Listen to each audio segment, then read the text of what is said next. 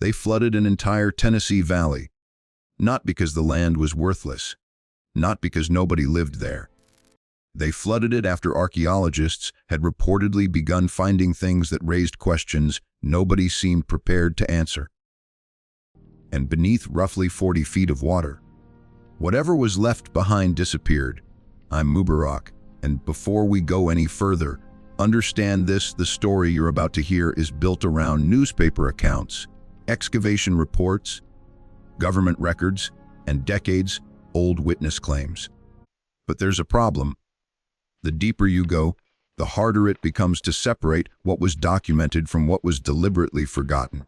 Because if even part of these accounts is true, the water didn't just cover a valley, it covered a mystery.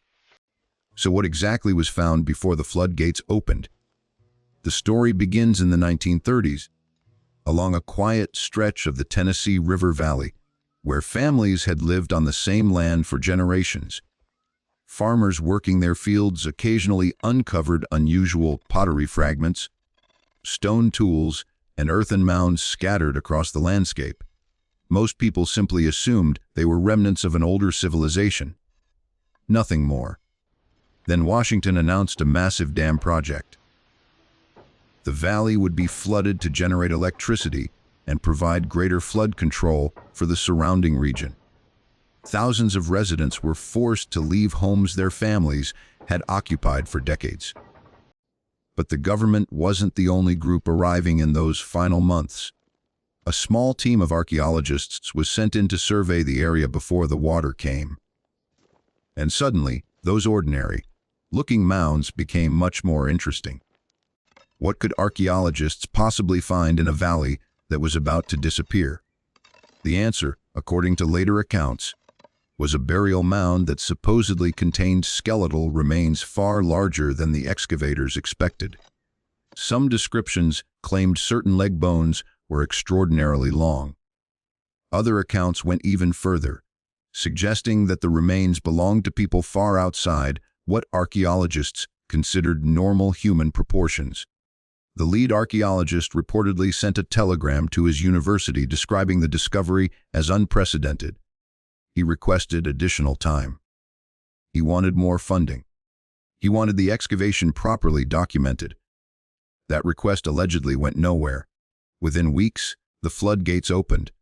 Water began moving into the valley, and whatever remained inside that mound disappeared beneath the reservoir. But that's where the story gets stranger. If the discovery was so important, why wasn't the excavation given more time? Local newspapers from the period reportedly provide another piece of the puzzle. Articles described archaeological teams being replaced and reduced in size as the flooding deadline approached. One local report even quoted a farmer who claimed federal officials had visited his property and warned him against discussing his discoveries with reporters. The article appeared once.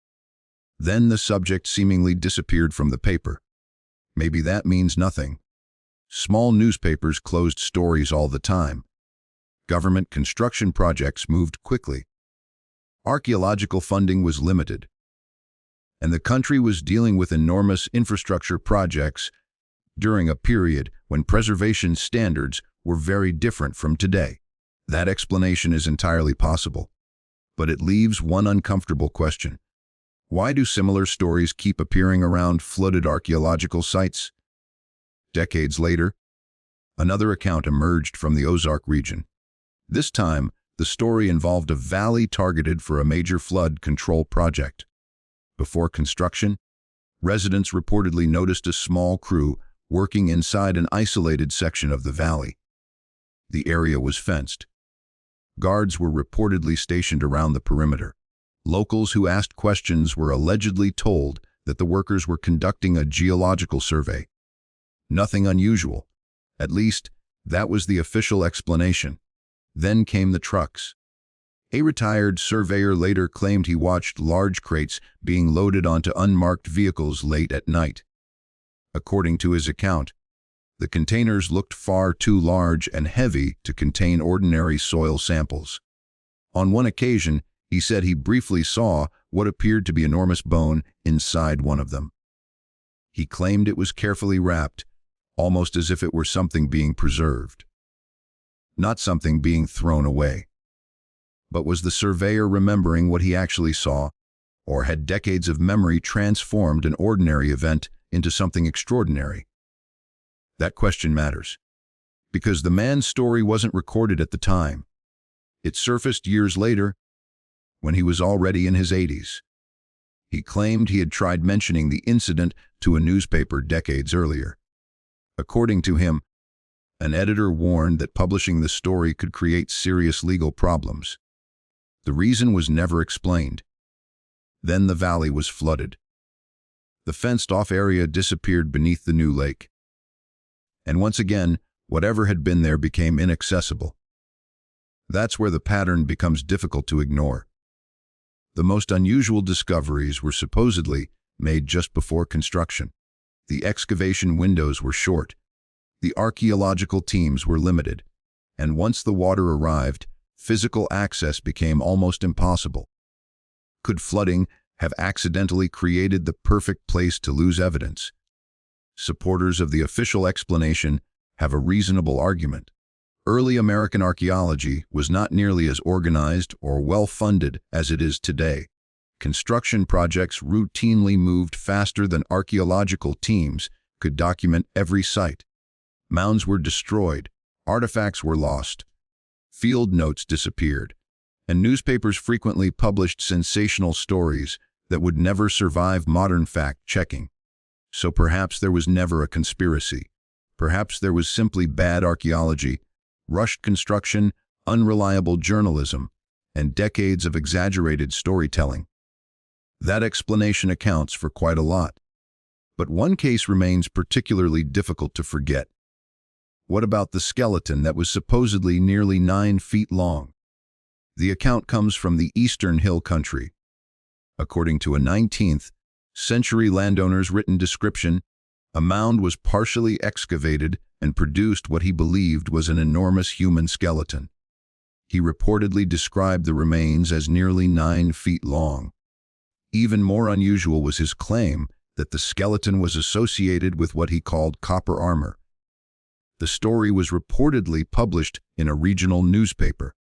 An early Smithsonian representative was also said to have visited the location. According to family records, the visitor supposedly took measurements and packed several objects into crates for further study. The family expected the materials to eventually return to a local museum. They never did. Years later, when relatives asked where the remains had gone, they were reportedly told the records had been lost. Then history took another strange turn. Why would a mound connected to such an unusual discovery end up inside a reservoir boundary? The answer may be completely ordinary. Reservoirs are designed around engineering requirements. Water levels have to be calculated. Dam capacity has to be maintained. Relocating a project boundary isn't always practical. So the fact that a mound ended up underwater doesn't automatically mean anyone wanted it buried. Still, critics point to the timing. They argue that once the water covered the site, the possibility of independently examining the evidence became almost non-existent. No mound to excavate, no skeleton to measure, no artifacts to examine, no opportunity to determine whether the original reports were accurate. Just water. And that brings us to the biggest problem with these stories. How do you prove a discovery existed when the physical evidence is no longer accessible? Modern archaeologists have several explanations for reports of enormous skeletons. Bones can be mismeasured. Disarticulated remains can be reconstructed incorrectly. Burial conditions can distort the apparent proportions of a skeleton. And 19th-century newspapers were notorious for sensational stories. A normal discovery could become an extraordinary headline by the time it reached print. That's why extraordinary claims require extraordinary evidence. And in these cases, much of the evidence is missing. Yet the missing evidence itself is what keeps the stories alive. The reports say one thing, the official explanations say another, and the physical locations where the arguments could potentially be settled are sitting beneath reservoirs. So are these buried giants evidence of a lost chapter of American history, or simply one of the country's oldest archaeological myths? Maybe they're myths. Maybe every strange measurement has an ordinary explanation. Maybe every missing crate was simply misplaced. Maybe every warning to a witness was misunderstood. And maybe the reservoirs have nothing to do with any of it. But there is another possibility. Perhaps several unrelated stories became connected over generations because people naturally look for patterns in unexplained events. One newspaper report becomes another. One witness story gets repeated. A forgotten mound becomes a submerged archaeological site. Eventually, the separate pieces begin to resemble one enormous mystery. But what happens if even one of those pieces turns out to be genuine? That's the question that keeps these stories alive. Because the Tennessee Valley isn't the only place where old archaeological claims disappeared beneath modern water. Across the United States, reservoirs have covered historic landscapes, burial grounds, settlements, and archaeological sites. Some were carefully documented before flooding. Others were not. And in some cases, the only surviving evidence exists in old photographs, field notes, newspaper archives, or family records. Everything else is underwater. That means the real mystery may not be whether giants once walked these valleys. The more important mystery is how much history can disappear when the landscape itself disappears. And if something extraordinary really was discovered, would we even recognize the evidence today? Imagine returning to one of these reservoirs with modern sonar, underwater mapping equipment, and archaeological technology. A structure appears beneath the sediment. A buried mound takes shape. An object is recovered from the bottom. Suddenly, a story that sounded ridiculous for generations becomes testable. That's the difference between a legend and evidence. Legends only require someone to tell the story. Evidence requires something that can be measured. And perhaps that's why these submerged sites remain so fascinating. They can't easily be dismissed. But they can't easily be proven either. They're trapped somewhere between history and folklore. So what is actually waiting beneath the water? Maybe nothing? Maybe broken pottery, ordinary stone tools, and the remains of communities that simply disappeared beneath a reservoir built in the name of progress. Or perhaps somewhere beneath that water is a discovery that was never properly documented. A mound, a structure, a collection of artifacts, or something that would force historians to revisit an old story everyone thought had already been settled. For now, the water remains silent. The newspapers remain incomplete.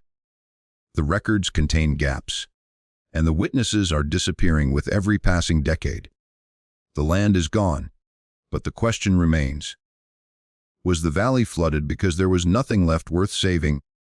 Or did the flooding unintentionally preserve the biggest unanswered question of all? Maybe one day, someone will return with the right equipment, the right permission, and enough evidence to finally separate fact from legend. Until then, those reservoirs hold more than water. They hold stories. And some of those stories may never come back to the surface. So which case disturbed you the most? The flooded Tennessee mound, the fenced-off Ozark site, or the missing 9-foot skeleton that was supposedly never returned? Tell me in the comments. Because sometimes the most interesting part of history isn't what we know. It's what disappeared before anyone had the chance to find out.